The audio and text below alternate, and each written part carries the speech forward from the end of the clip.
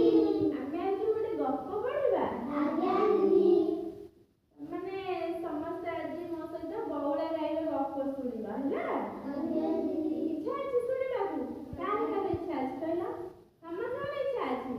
ଆଚ୍ଛା ହଉ, ତୁ ଗପ ଶୁଣୁ ହେଲା। ଗପଟିର ନାମ ହଉଛି ବଉଳା ଗାଈ ହେଲା। ଶୁଣ, ଦିନେ ଗୋଟେ ଜଙ୍ଗଲରେ ଗୋଟେ ଗାଈଟିଏ ଚରୁଥିଲା ହେଲା। ଖରାବେଳ ହୋଇଥାଏ, ସେ ଗାଈଟି ଚରୁଥାଏ। ଚରୁ ଚରୁ ଦିନେ ଗୋଟେ ବାଘ ଆସିଲା ହେଲା। ମହାବଳ ବାଘଟିଏ ଆସିଲା।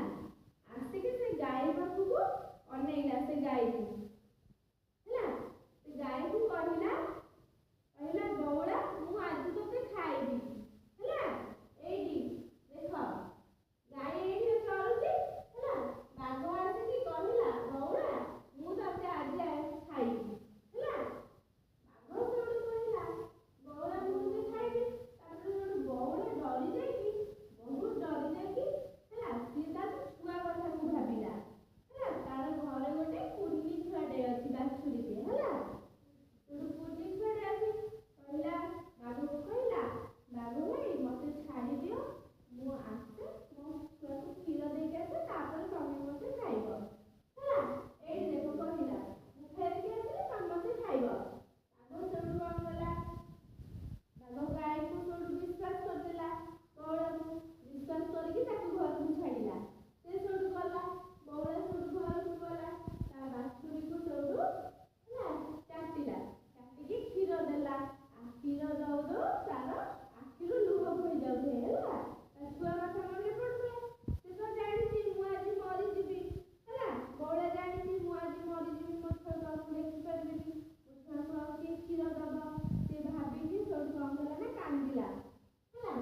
କାନ୍ଦୁ କାନ୍ଦୁ ସେଉଠୁ ତାପରେ ସେଉଠୁ ବଉଳା ସେଉଠୁ କଣ କଲା, ବାଘ ପାଖକୁ ଫେରି ଯାଇକି ଗଲା। ବାଘ ସେଉଠୁ କଥା ରଖିଲା ବଉଳା ହେଲା। ବାଘର କଥା ରଖିଲା, ସେ ତାର ସତ୍ୟତା ରଖିକି ପୁଣି ବାଘ ପାଖକୁ ଫେରିଗଲା ହେଲା।